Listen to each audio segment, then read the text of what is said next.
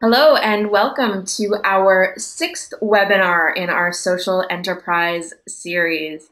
I am very excited to welcome you to today's webinar on accounting and to welcome our guests who will be presenting for us.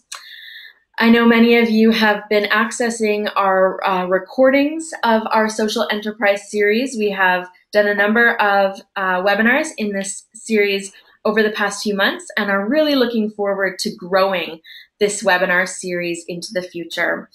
This is a partnership between the United Church of Canada's Edge Network and Small Business Solver in hopes to provide social entrepreneurs and innovators with really tangible tools and resources. Some of the practical stuff that sometimes might be missing in your toolkit. So the hope is that through this webinar series, you'll be able to access a little bit more of what might be helpful for you in launching and growing your business, church, wherever you find yourself. So you as participants who are logged on live should be able to see myself. You should be able to hear me as well. And you should be able to hear Keith and Nico, our presenters, who I'll be turning things over to in a moment. As participants, we cannot see or hear you, so we'll really rely on our chat space at the bottom of your control panel for a place of dialogue and discussion. If at any point throughout our presentation today you have any questions or comments, please don't wait until the end, just type them as they come up, and I will be moderating that space. And for those of you who are not able to see the control panel, who are accessing this recorded webinar, I will be voicing any questions or comments that come up to make sure that you know what we're talking about as well. So I think that's all the housekeeping for me. The last piece actually is just to keep your eye out on the Edge website for information about upcoming webinars. We're already starting to schedule our series for the fall, so looking forward to continuing this social enterprise series, and I'll say a bit more about that at the end. But without further ado, I want to turn us over into our topic for today, which is accounting, and this is a webinar that's focused on accounting for social enterprise specifically. I want to welcome Keith Kwan, who is a partner with MNP's private enterprise practice in Toronto. Keith has over 15 years experience in public accounting, and he works in a variety of sectors, including consumer business, technology, manufacturing and distribution, and real estate. Keith works with Canadian private businesses in a number of areas, helping them to address strategic imperatives such as achieving strong financial performance and sustainable growth, creating progressive stakeholder value and business succession. Keith is also an avid volunteer and has been volunteering since a young age and has continued to contribute his time, energy, and resources to the charitable sector. Keith is a mentor with our Social Innovation Challenge here in Toronto, and so knows this area of social innovation and enterprise that we are currently working in very well. So I want to welcome Keith and turn it over to Keith. And Keith, I'm wondering if you could also introduce Nico, who's joining you today. Thank you, Lauren. Thank you for the very warm welcome, and absolutely we'll get Nico introduced later in the segment when it's his turn to share some of his experience. There's no one better to do that than Nico himself, so we'll defer that. But I want to start off really just also thanking the Edge Network, United Church Canada, and Small Business Solver for inviting us to participate in this webinar series.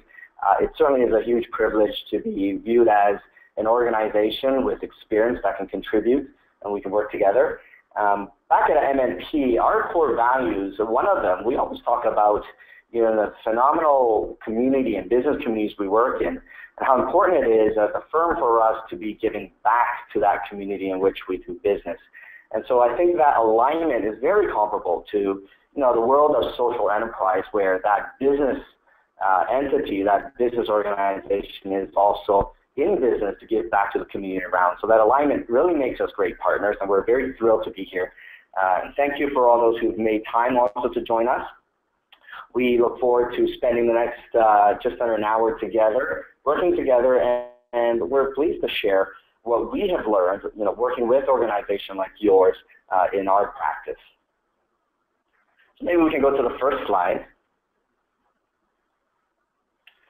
To preface this presentation, what I'd like to clarify is that this is not a accounting 101. It's not a guide to accounting that one can download afterwards and follow and understand the vast world of accounting and financial reporting. But what this captures and what we will be spending time on is leveraging our experience at MMP. As the preeminent mid-market firm across Canada, we have the opportunity to work with many of Canadian early-stage startup enterprises, and when we interact with them, there are frequently very common, asked questions, common topics, common conversation areas. And what we've tried to do today in our presentation is capture some of those common FAQs, if you will, and hopefully share that with you. And of course, as Lauren suggested at the beginning, where there are questions you want to expand on a topic, Nico and I are happy to spend that time and provide more detail. Next slide, please. So we profess that as accountants, we're not artists, we're not the best marketing people. We are very good business people. So we do want to avoid the whole Melania Trump situation of plagiarizing. I'm being clear.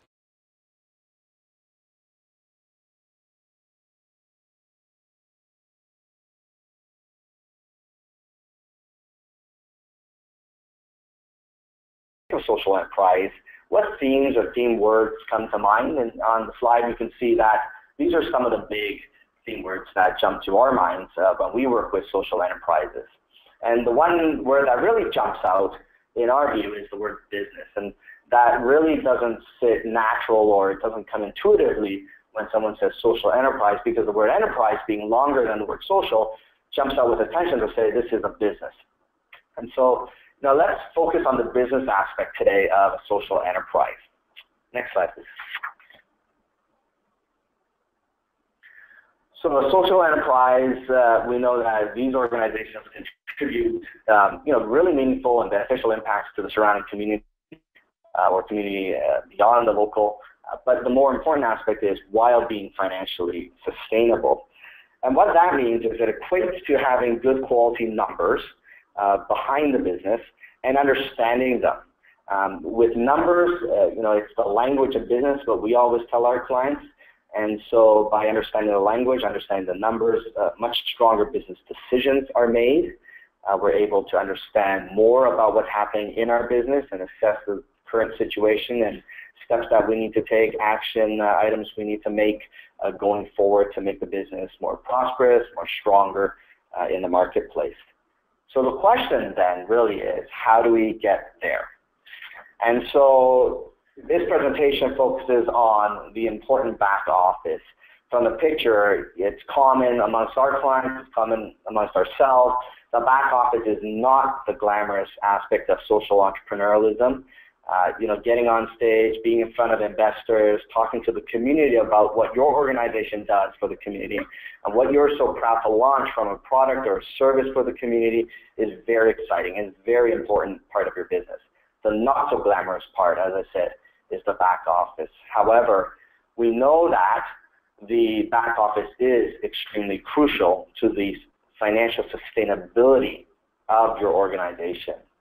The back office keeps your operations in tune. It allows you to run your business smoothly. And really, the back office comprises often three buckets or three areas of focus by stakeholders of business. And stakeholders being whether it be the ownership of the business, whether it be those who rely on the business. All these stakeholders would like the business to focus on the bookkeeping. The bookkeeping is your chores. It's the chores of the business of recording the transactions, recording the activities of the business in a set of accounting books, we call it, and it's keeping track of what's going on, keeping track of the money in, keeping track of the money out, and what that means to the business going forward. Financial reporting is taking the results of bookkeeping and putting those numbers and the content of bookkeeping into deeper analyses. It produces financial statements for the business in terms of a balance sheet, a statement of operations, a cash flow statement that describes the sources and uses of cash during a period for the business. So that financial reporting really is the culmination of strong bookkeeping. And above financial reporting, there is a very important aspect of who uses that financial information, and it's around governance of the organization, governance of the business. This could be your board of directors, it could be an advisory group, it could be management themselves, the ownership, the shareholders of the business. But it's about setting a strategic plan in place, setting an action plan in place for the business. And a lot of those plans are put in place leveraging and learning from the financial reporting that's based on strong bookkeeping. So you can see how those three areas are interrelated, they're interdependent on each other. And as much as this is a linear graph here, it is a lot of times circular in nature relationship. So let's get started on the back office. But to do that, we first start with the concept of understanding a social enterprise and its key characteristics as a business entity. So social enterprises typically operate in Canada as not-for-profit organizations.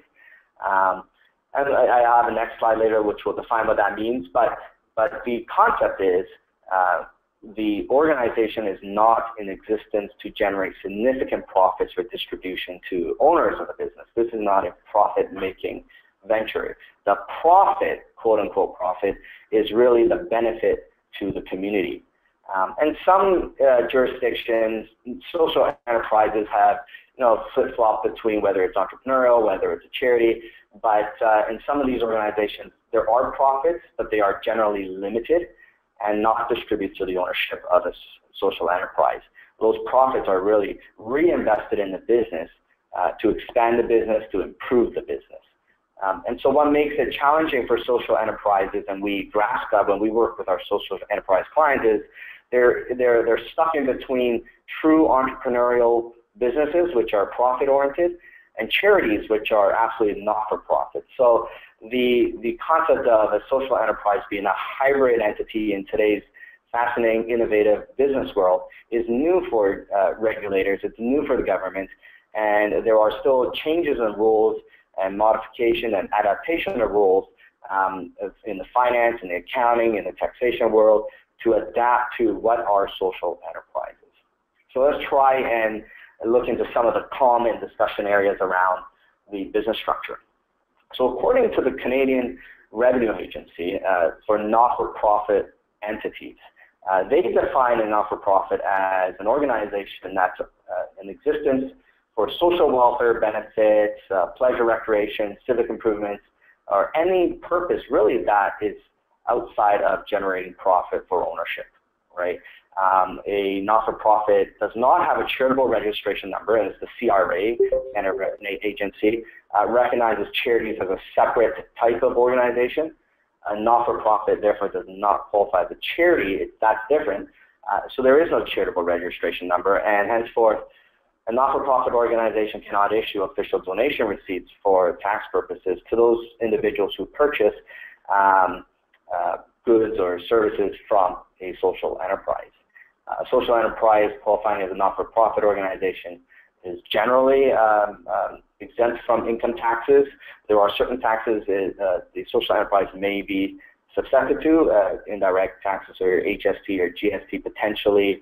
It could be if you have property you dispose of to raise funds, there could be tax on properties, but generally on income tax, social enterprises that are not-for-profit in nature don't pay tax. But again, that doesn't mean it's a great way to funnel profits to a social enterprise platform so that it benefits the owners, because again, the income cannot be personally distributed to personal levels to benefit its members and ownership. Social enterprises, depending on the organization structure, may have to file income tax returns or income tax information returns so the government can keep track of the organization and ensure that the not-for-profit standing remains. But this is really from a tax perspective, and because we're focusing on the hybrid nature of a social enterprise, we're not going to spend much more time in this presentation on taxes. Let's spend the time on more important aspect of structuring the social enterprise, which is the type of business structure, the type of business organization.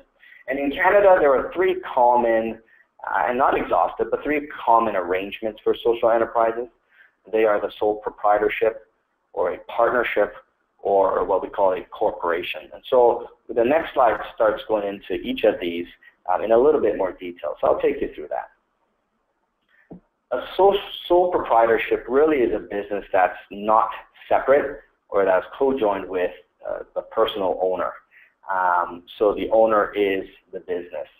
It is the simplest form, and we've known this when the little kid down the street opens up a lemonade stand, at the side of the road selling lemonade to the neighbors. There is no business organization, if you will. The individual is the business. And so it's the simplest form that one can operate a business, that a social enterprise can exist. Again, the challenge behind that, though, is that the personal and business property and funds are commingled, but to a large extent, if a social enterprise or a social entrepreneur behind is funding everything and really driving the business and is the business and the face of the business, this could be a viable way to keep things simple, particularly in the early stage of a social enterprise. The next slide describes some of the advantages and disadvantages that often social entrepreneurs consider before deciding on which type of business format to take. In the advantages world of sole proprietorships, there really is little cost of getting this set up because, again, the individual is the business, so it really is just an extension. There's no forms to fill out, there's no registration, and also the reporting requirements around regulatory expectations is generally light because this is really to say the business is yourself, and whatever you need to understand how the business is doing is the expectation. However, the important thing to note as a sole proprietor is that when everything between the business is tied personally, so is the business liability. So where social enterprises enter into a world of product offering or service offering that can become litigious in nature or is what we call a little riskier in nature, then there needs to be this consideration if you operate such as a sole proprietor, are you personally assuming the liability of the business as well? And when you do that, the concern is around your exposure of personal assets in case of the debt that goes into default, claims, liability claims by customers against the business, and now they have access to your personal assets to settle those claims as well.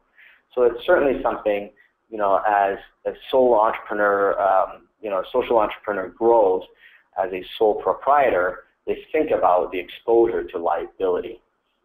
Because the business itself is owned personally, it's difficult to get into the concept of having investors come in because the owner of the business is you. And so you don't have the ability to raise financing by admitting new ownership, because that will change the form. It's no longer a sole proprietorship.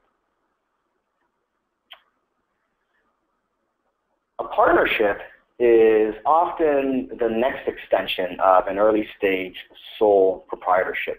This is when the business grows and the social entrepreneur says, it'd be helpful to partner with someone I've met.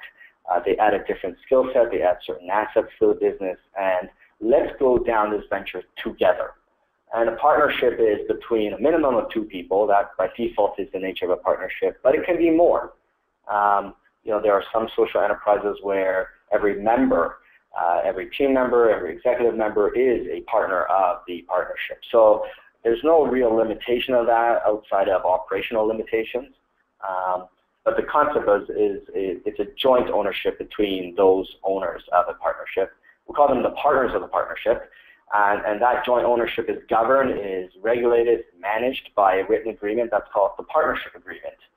And this agreement typically outlines the degree of ownership that each partner holds, the interaction between the various partners, and definition of each partner's roles and responsibilities, rights and obligations to the partnership, and that the joint ownership also means when we look at the liability aspect that the liability is generally joint. again, a partnership agreement can spell out variations to liability sharing or liability burdening, but generally the view is a partnership, your liability is also joint. When we look at partnerships, other considerations might lean around, again, still fairly simple to start up. Startup costs generally involve a corporate or commercial lawyer to get involved to help draft that partnership agreement, some resolutions of the partners or the partnership to set up those so-called roles and responsibilities and details and arrangements of the partnership. The joint management and the joint right to assets allows for smooth teamwork, and we see it a lot in social enterprises where when individuals working together share the ownership, they share the sense of accountability as well, and the benefits along that can go a long way. And the sense of ownership and sense of accountability is often important in a social entrepreneurial environment where individuals may not have that experience, and to be able to lean on each other, say one brings this skill set to the table and someone else brings another type of skill set, and to work together that way is advantageous for sure. We talked about the joint liability. That is important as a known, and the partnership agreements and the structure around that often helps alleviate claims around that and how that's divided up, right? But because you're jointly owning this partnership, the financial responsibility for the business decisions are, again, joint. The most common trend right now for social enterprises is to incorporate the business. This is registering a corporation, a formal corporation with a jurisdiction in Canada, whether it's Canada or Canadian federally or with one of the provinces. The corporation is a separate legal entity from the ownership. So this is different, very different from the sole proprietor and very different from the partnership. The separate legal entity creates that what we call a China wall between the personal and the ownership of the business. So there is that legal division. Ownership of a corporation is generally governed and driven by shareholding.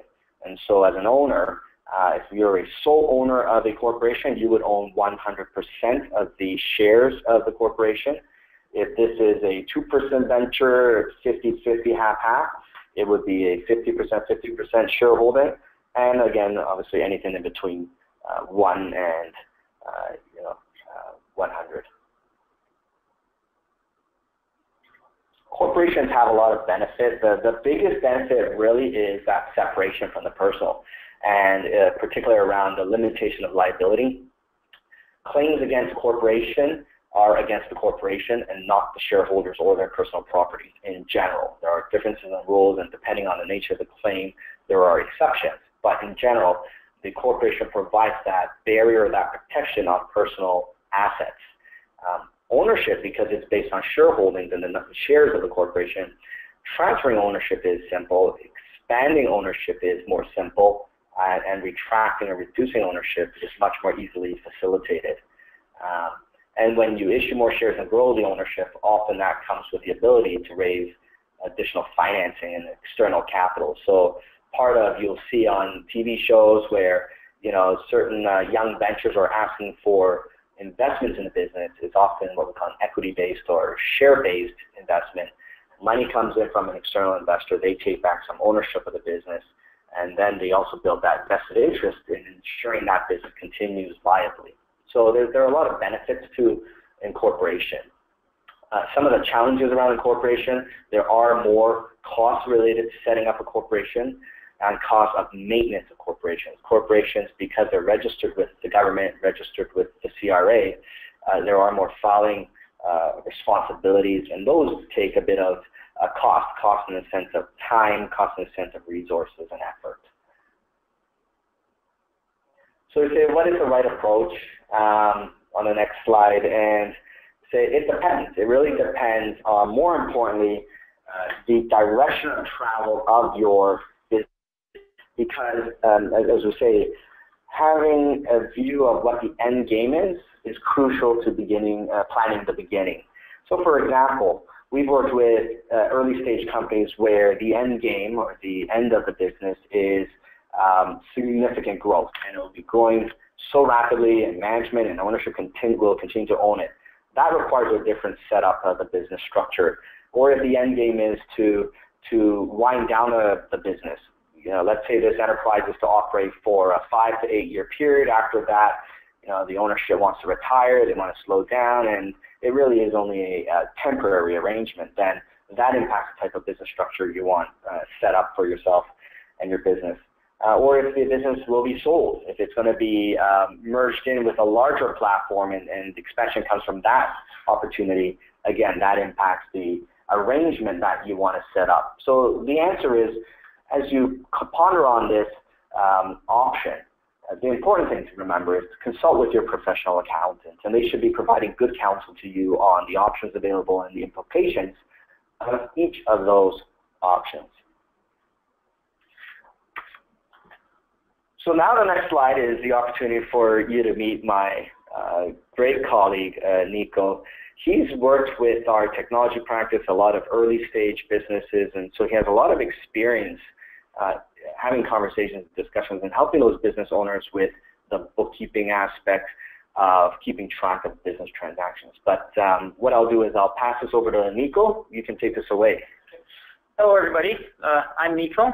As Keith mentioned, I'm currently working in the technology niche at M&P. I've been working here for about 5 years, and prior to actually coming into public accounting, I was a bookkeeper, so I have quite a bit of experience with bookkeeping and helping companies get started in laying a foundation for bookkeeping. So one of the key things we do here is assist a lot of startup companies, being in the technology realm, a lot of startup companies with establishing this foundation with the bookkeeping process. And we believe it's very, very important that a strong understanding of the bookkeeping process is established early in the business life cycle. So we can go to the next slide. Okay. So the first question to ask is, what is bookkeeping? So essentially, bookkeeping is the central nervous system of every company. This is where all of the financial activity of the company is recorded. And if a strong bookkeeping process is not in early on, this is going to lead to extensive use of time and resources down the road.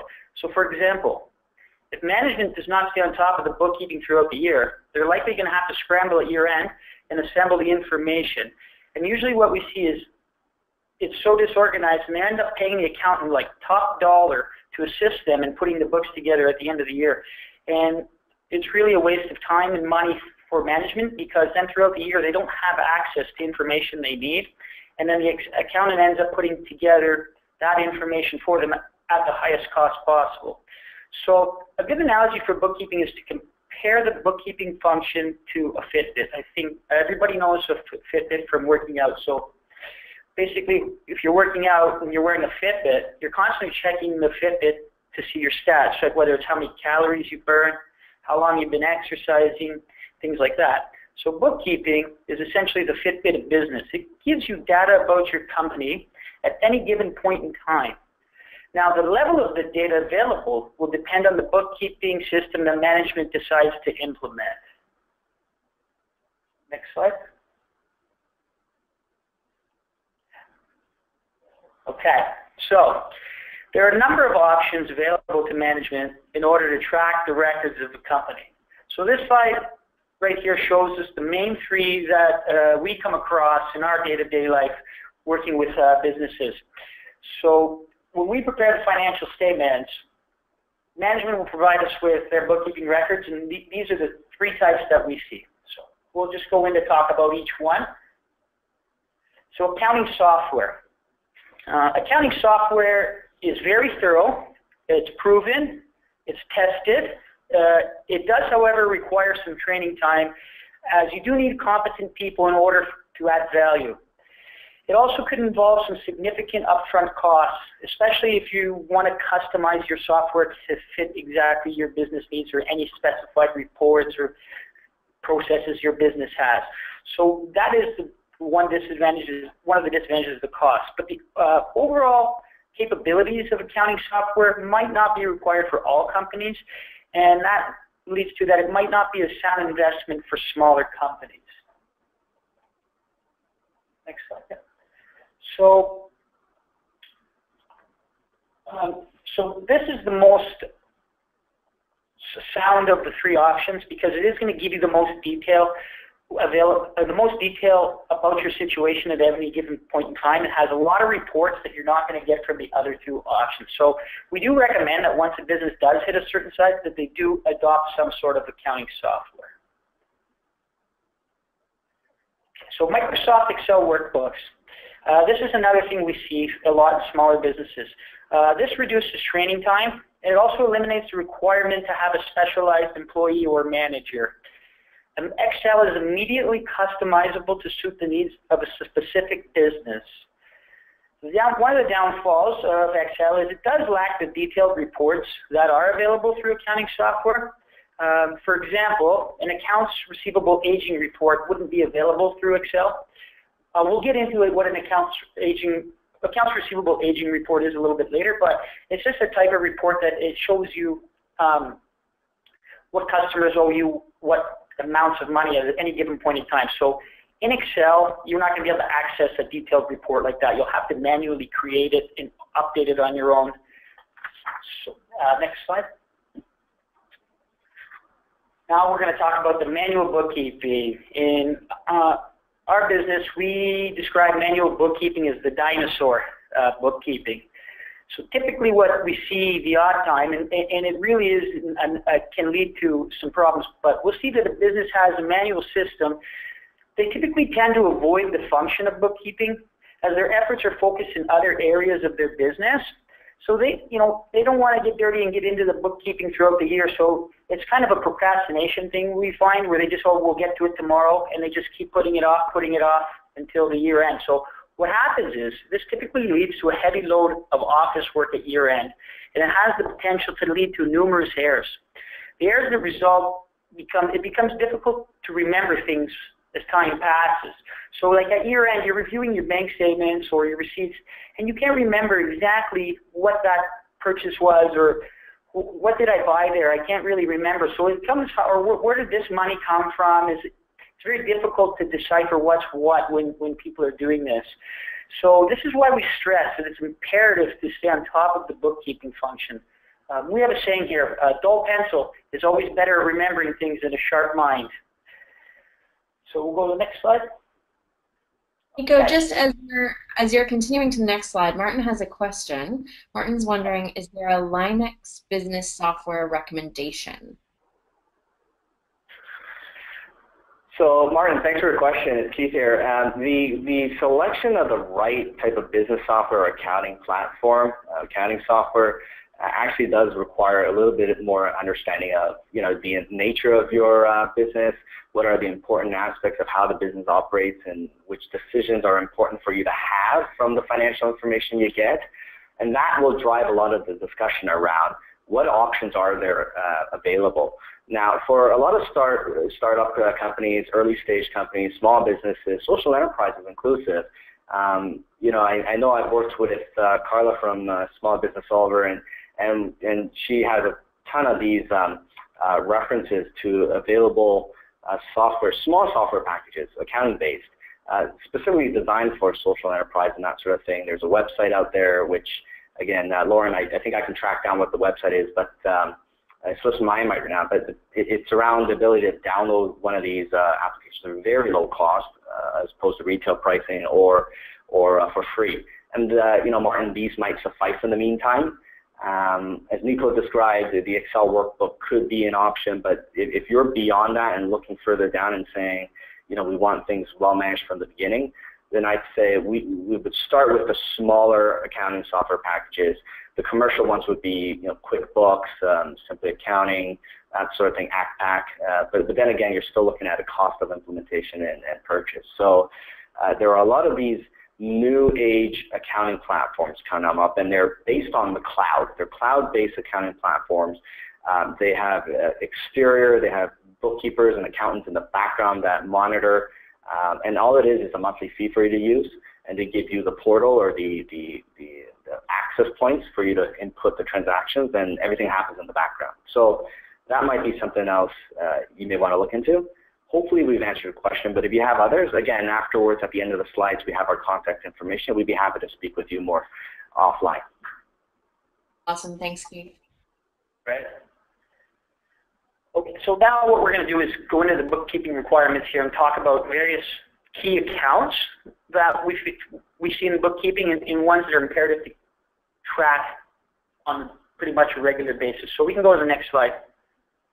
So the cash account, this is the most important account of the majority of businesses. Essentially, almost all business activities are going to flow through the cash account of the business. So it's highly recommended that all business owners keep personal and business accounts separate. Essentially, you don't want your personal spending habits to impact your ability to conduct business.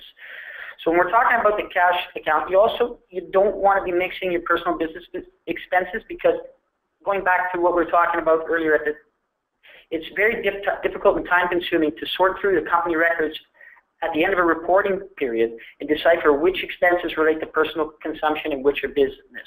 So for example, if you're just driving and you're filling up your, or you get a meal, you get a meal on the road, and then you're putting all these personal meals on through the corporate bank account, it's hard to decide at the end of the year, well, which one of these meals are business related and which ones are personal.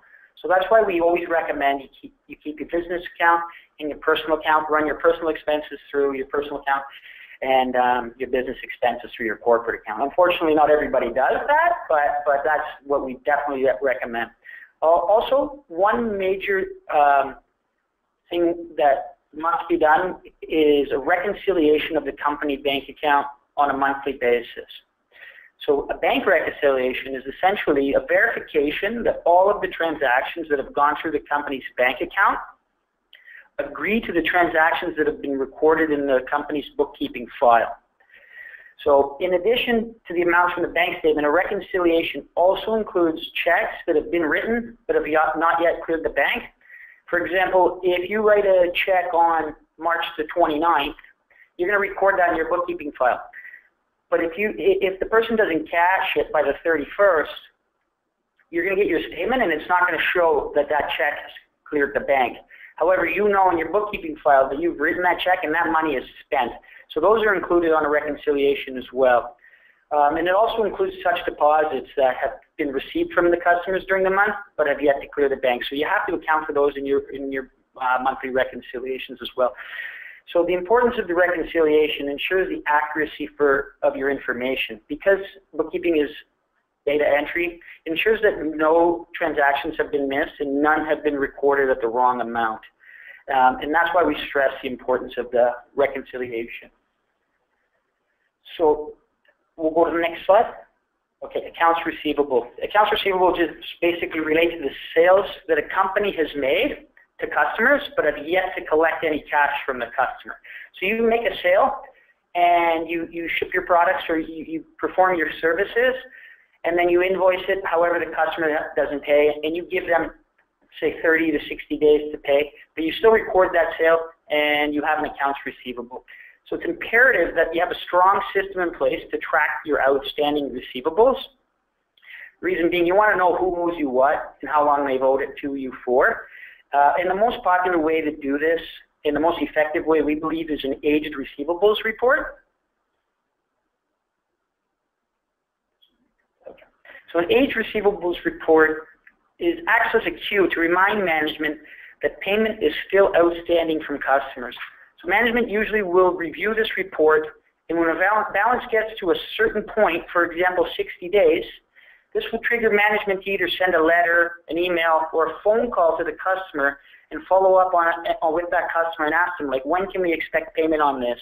We've been waiting for it, and have that conversation with your customers. And without this report, you don't know who owes you what and how long they've owed it to you for. And the very important thing to know here is that the longer you allow a customer balance to remain outstanding, the more likely is that that customer will default on that payment. If you let them go for 6 months, they're going to forget about it, and they're not even going to remember why they owe you the money, and then you have to have that conversation. We see that more often than we'd like to in our day-to-day job here. So it's very important to stay on top of it and stay on top of the collections. So prepaid expenses, pretty much self-explanatory. This relates to expenses that are paid for in advance. Common ones include insurance, property taxes. So you get the insurance bill at the start of the year and you pay it off, and that's prepaid, you know, and it's 12 months worth of insurance. So that's pretty self-explanatory. I'll give you an example you can go through there.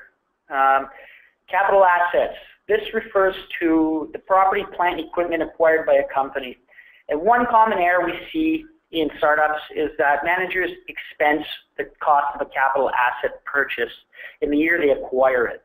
So, for example, if you buy a $100,000 piece of machinery, you do not expense that $100,000. They're typically expensed over their useful life.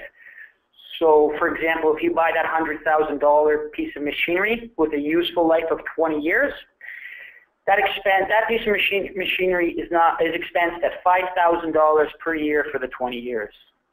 So I think that makes sense there. Okay. Accounts payable. So accounts payable, yeah, it's just pretty much the opposite of accounts receivable. It's money you owe to vendors. So you want to make sure you're tracking your payables as you do your receivables. Reason being, you have key suppliers, so if you don't want to tarnish these relationships, and you don't want to cut off supply of key goods. So if you're not paying your bills, they're going to stop sending you what you need. So it's important you stay on top of that, and you have an aged payables listing just like the receivables, and you're always going to try to pay the ones with your key suppliers that have been outstanding longest. Sometimes cash flow might not allow you to pay off all of your payables, so you always pay out the most important ones to make sure those key relationships stay in place and it doesn't affect your supply chain. Okay, and accrued liabilities is just a portion of accounts payable. It's just important to remember with accrued liabilities, just because you haven't received an invoice, it doesn't mean you don't have an obligation to pay. For example, if you have automatic deliveries, they can drop off some paper supplies at your office. You're using those paper supplies. They might not invoice you for another month, but you still have to record the anticipation of that invoice, and that's what accrued liabilities. Okay. Loans payable. So to get a business started, you need cash to operate. So these startup funds typically come in the form of loans. You may borrow funds from the bank, family, or friends, or sometimes shareholders will inject their own funds. So over time, the business may run into cash flow issues, which also could lead to management borrowing additional cash. So any funds advanced from you or the shareholder, they can be withdrawn back out of the company in the future on a tax-free basis because they were just a loan. So it's not like you're taking a paycheck, you're just taking your money back out of the company. Next slide. Revenue, just basically revenue is tracking all the sales of the company. It's typically recognized when the product or service has been delivered to the customer and the business is reasonably certain that they will collect payment. So you don't record your revenues when you get paid. You record your revenues when you give your customer something and realize that you're going to get paid at some future point. Operating, revenues can be broken into two things, operating and non-operating. Operating revenues include revenues from your day-to-day activities, for example, selling your company's products or services, while non-operating revenues are revenues that are not derived from these core business activities. An example of this could be the sale of a piece of machinery that you're no longer using. You're getting revenue for the sale of the machinery, but that's not what your business is doing. It's just something that's a one-off. Okay, so then we've got operating expenses. These are the day-to-day costs of running a business. Key area of concern, because if expenses get out of control, it can lead to the demise of the business. Managers are always trying to be aware of where they can cut costs and thus lead to greater profit. So we commonly see, like in the news, you'll see lots of times mass layoffs from large corporations. This is one common measure that managers use to quickly cut costs. Also, I just want to touch on leasing quickly because we talked about the capital assets. So another option you have is leasing capital assets instead of buying them outright. What this does, it allows the company to acquire assets over time, and it frees up cash flow in the short term. So the assets may be more costly over time. However, there's a trade-off for freeing up the cash flow, which is worth it to a lot of companies. Now I'm going to pass it back over to Keith here. Thank you, Nico. That was fantastic. So for all those on the phone with us and attending this webinar, the reason and how we came up with this content that Nico just presented is from a very simple question from our clients and companies we work with and businesses we talk to.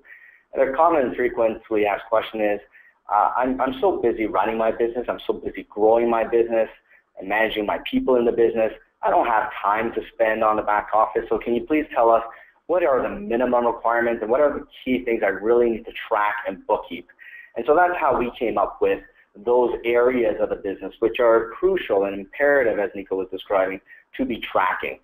Not an exhaustive list by any measure, but again, those are the common things that really are difficult to remember if you get to the end of your year and you're trying to summarize how the year went and what the financial statement numbers should look like. As Nico mentioned, a dull pencil always has better memory than a sharp mind. So let's move on to the implication of having very good bookkeeping.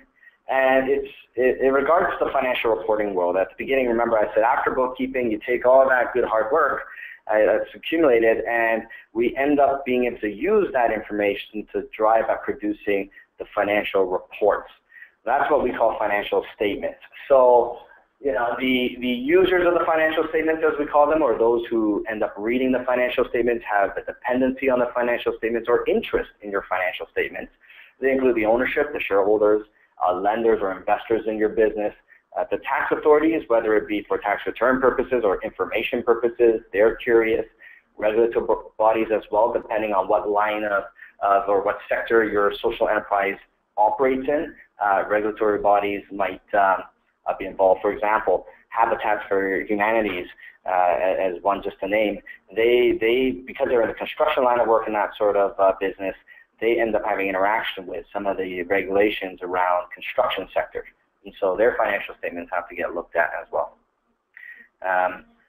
Next slide starts going into and describing what are financial statements. And the key financial statements that a business owner really wants to have and look at on a periodic basis is the balance sheet, a statement of operations, sometimes known as the income statement or profit and loss statement, and the statement of cash flows. And so the balance sheet really outlines the company's assets, liabilities, and equity.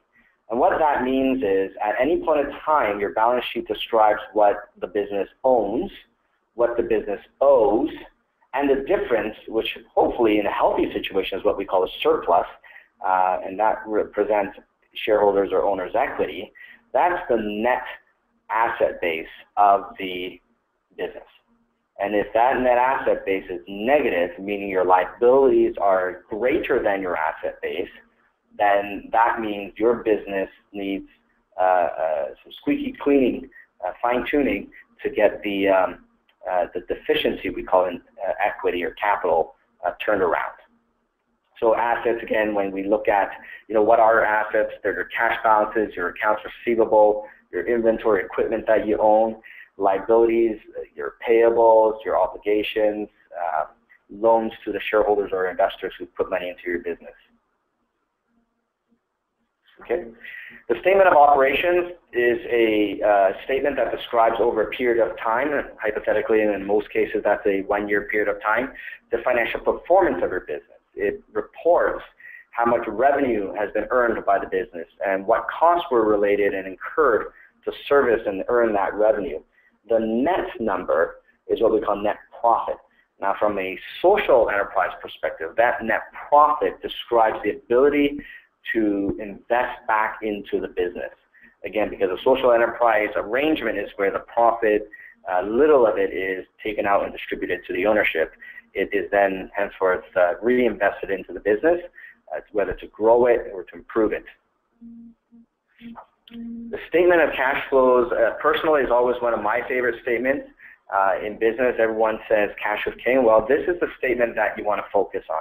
It describes all the sources of cash that flowed into the business over a period of time, and in the same period of time, the flow and outflow of cash, where cash was used to operate the business.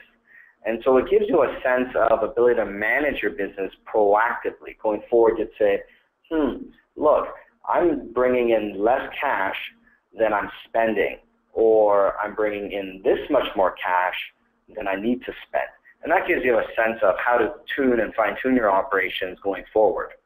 So it's very important as a cash flow statement to assess the quality and efficiency of your operations. Sometimes financial statements come with accompanying set of notes, details we call these. They can include items such as the accounting policies that an organization elects and selects to account for transactions. It provides details around, the numbers that were presented in the balance sheet and the statement of operations or income statement.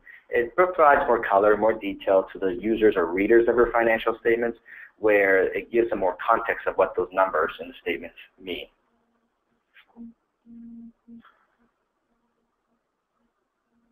Once we complete the financial statements, we go back to the concept of who uses these statements. And one of the important groups that rely on the financial statements being prepared accurately and completely is the governance structure. The governance structure of a social enterprise largely really revolves around the board of directors.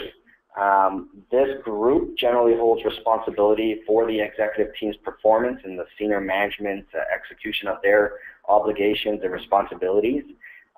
The board of directors is responsible for corporate governance in the sense of setting procedures and processes to manage the operations from a senior level, a very high level, not the day-to-day. So when we look at a board of directors, every corporation has to have a board of directors. In the sense of a small corporation where perhaps the owner-manager is the chief executive officer or the president of the corporation, but also then maybe the only director of the board, that still forms as the board of directors and that satisfies that requirement to have as a corporation. The director or the board of directors, they're chosen, they're elected to the board, and they represent the oversight. Their oversight of the operations, the strategy, their oversight of the executive team. The board of directors meets periodically. Typically, sometimes it's monthly, sometimes it's quarterly, sometimes it's once a year as the business needs. But they comprise individuals that understand the business. They have the ability to know where the business needs to head, and so that they can set the strategy in place. They can set a tone of what needs to be done for the business in the next period of time before the next meeting with the executive team. The board of directors has a charter which describes these roles and responsibilities. And these are often drafted with the help of a lawyer. There are a lot of resources and organizations that have experience drafting these for not-for-profit entities. So really the charter can be as simple as you need it to be, but could be very thorough as well. It depends on the needs of the business.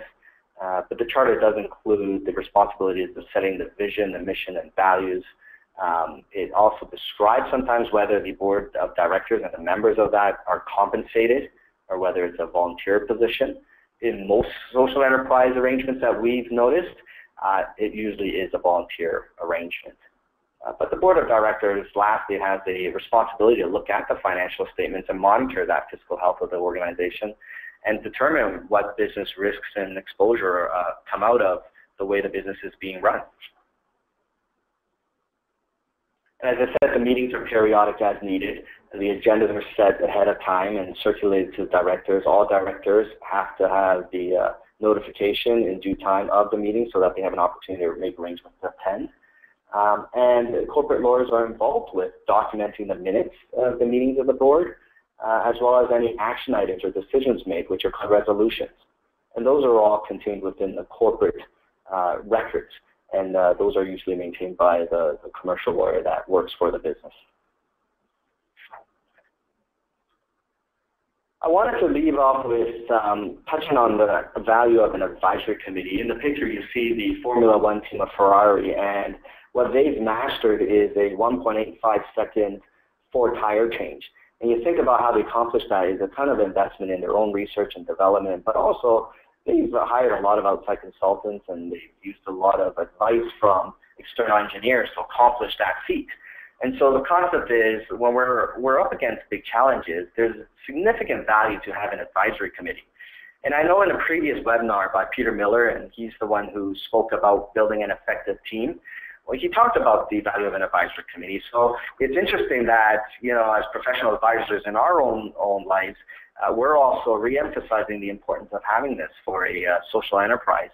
And largely it's because, next slide please, in a social enterprise environment, there really sometimes is a limitation of individuals involved. The owner is the manager as well. And so the board it comprises one or two people. You don't have that breadth of expertise around decision-making for the business. So the advisory committee comes in place. It's not an equivalent to the board of directors. There are no legal liabilities, responsibilities for the advisory committee, which the board does. The advisory committee does not. The advisory committee is often volunteer-based. It provides a good arrangement for a sounding board for ideas, monitor accountability, where accountability isn't determined or driven by a board because the board is the owner-manager. Then the advisory committee alleviates that. And mentorship and leadership development. So a sounding board is, where this advisory committee acts as a sounding board, there's the opportunity to invite members who have experience in your business and your experience in your sector. We seldom see competitors on advisory boards, but individuals who are closely aligned with your business. And so where you're unsure about a business decision, you're using this advisory committee really as a sounding board, a panel of experts on which they would provide advice and input and feedback to you on whether you're moving in the right direction. The accountability, as I spoke about, was around holding you as owner-manager of your business responsible for the goals that you have set.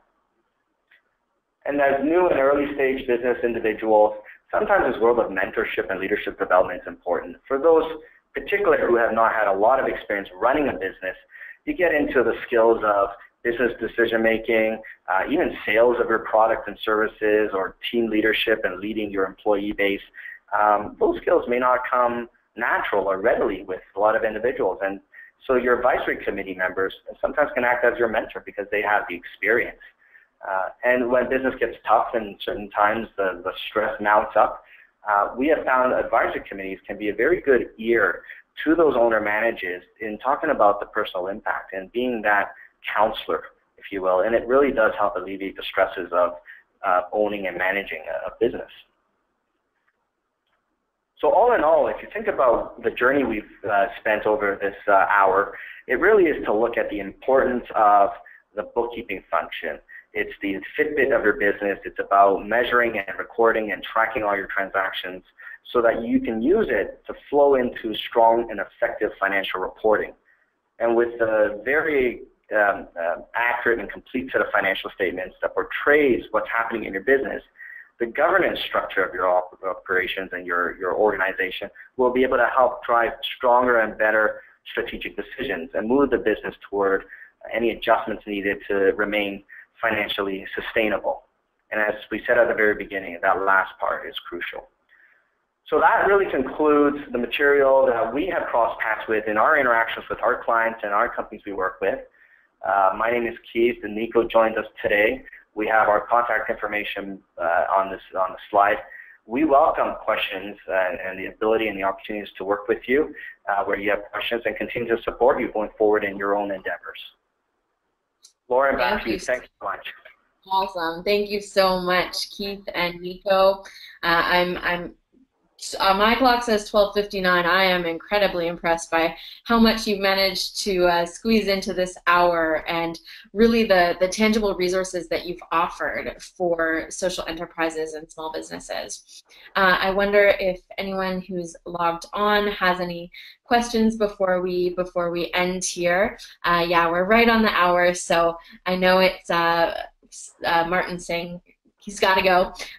But thank you, Keith and Nico, for making your contact information available and being willing to be in touch with folks if there are questions that come out of this time. You have walked us through a lot of really important steps in accounting and bookkeeping and governance. So thank you so much. And yeah, thank you, Caroline. Caroline saying thanks very much. Really informative, most informative. So I want my big thanks to you, Keith and Nico, for taking this time to be with us today. And I want to offer thanks to those who have logged in live today and also those who are watching this webinar after the fact. This is a fabulous, exciting series that we're really excited to be launching, and giving thanks for our presenters so far. As I mentioned at the beginning, we have a number of more webinars in our social enterprise series that are being scheduled and lined up for the fall as we speak, but as of now we're taking a little bit of a break over the summer, over August, and really taking the time to get our schedule lined up for the fall. So please do check out the EDGE website. If you search for the EDGE Network webinars, we'll continue to update the list of webinars as they become available. And we also do have a YouTube playlist of the webinars that have been recorded so far, and the link to that will also be available so that you can access any of those 6 webinars that we have done already. Thank you to everyone. Thank you to Keith and Nico, and have a great day. Take care. Thanks, it's a pleasure.